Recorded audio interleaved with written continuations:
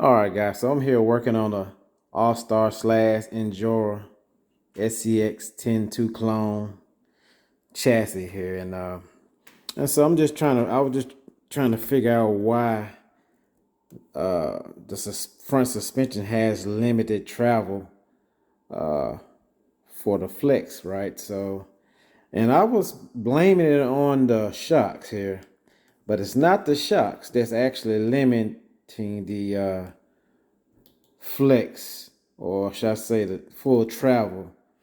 Uh, I thought it was the tube on the shock, but come to find out, turn this upside down here. It's this crossbar here.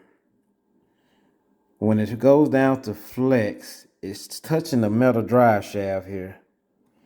So what I'm going to do is just, because this is a plastic piece here. So what I'm going to do, I'm just going to cut it here and try to cut it there. So I'm gonna have to go from the top side though. So I'm gonna have to take, let's see, I'm gonna have to take the battery tray off so I can get a good clean cut. And that'll free up that drive shaft from hitting up against that crossbar. And so we should have full flex on this Injora / Austar cloned SCX10 so we're gonna see if that works. So I'm about to go ahead and take the tray off, cut that crossbar, and then we'll see what kind of flex we can get. So I want you to see this right now. I want you to see the travel of the shock right now. It's gonna be the max. It'll go down. So okay, it go down like that. It flex one way, right? And it'll flex like that all the way, almost all the way, going that way. See, it doesn't go all the way down. Whereas over here, it goes all the way down. But if you put both of them down at the same time, that's the far as it goes.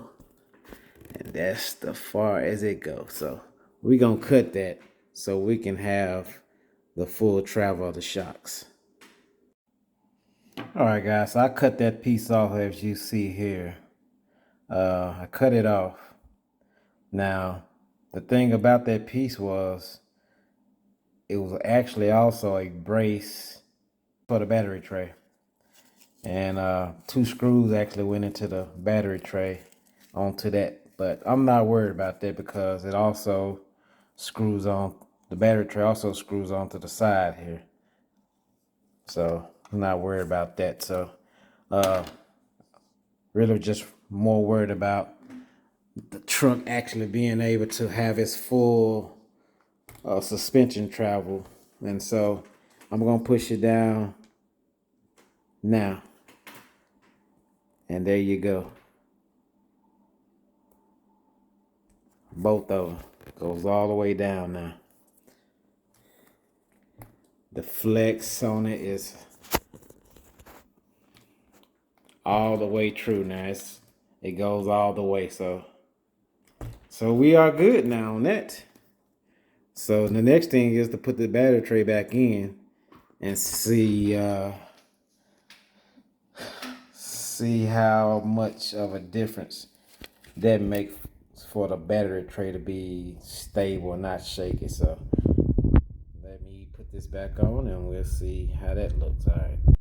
All right, so I got a battery in there, and it's not affecting it too much. I mean, it's got a little flexibility in it now, but it's not bad. It's not touching the drive shaft or anything. So those 2 screws in the front is doing just enough to keep it up. So like I said, just a little flexible, but it's all good. So now we got our full flex, so we good now. And that actually, I was putting these 70 millimeter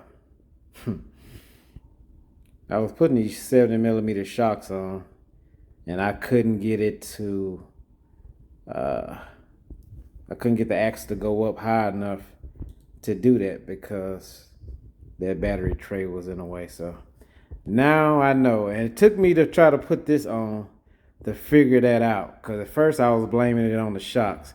I was blaming it on the cheap shocks. But now I come to find out that it wasn't the shocks. It was actually the crossbar that was going across the bottom that was touching the drive shaft. So, all right, guys, y'all be safe. Just thought I would come on and let you all know the little issue I was having with this clone SCX10 2. All right, y'all be safe.